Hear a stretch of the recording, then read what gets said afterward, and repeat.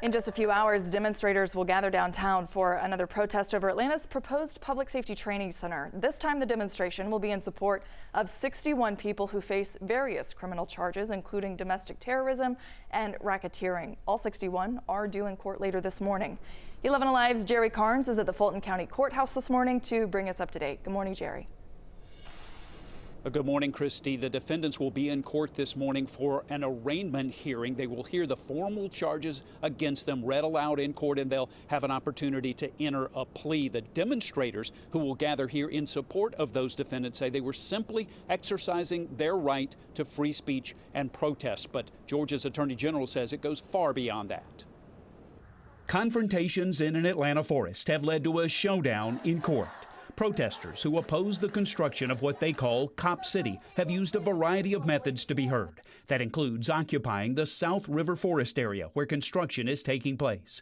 Protesters have been charged with acts of arson that destroyed construction equipment, with threatening and intimidating law enforcement officers. During one standoff, a protester was shot and killed. Investigators say he fired on an officer first.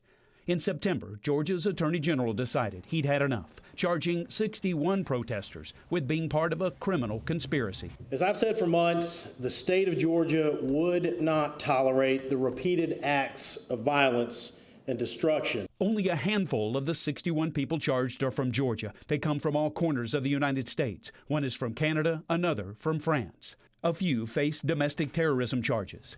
Demonstrators will gather outside of the Fulton County Courthouse in support of the 61, claiming the arrests are part of the state's way of distracting from the lack of support for the training center. This is an attempt to criminalize the movement and to make sure that the light is shined someplace else, as opposed to having people talk about the fact that Cop City is something that's not wanted in this city. Opponents of the training center collected signatures in hopes of allowing city residents to vote on whether or not they want the center built. Their efforts fell short of getting a referendum this year, but they vow to try again next year.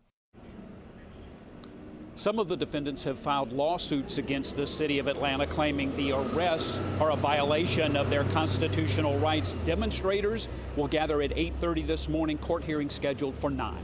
Back to you. All right, Jerry Carnes, thanks a lot.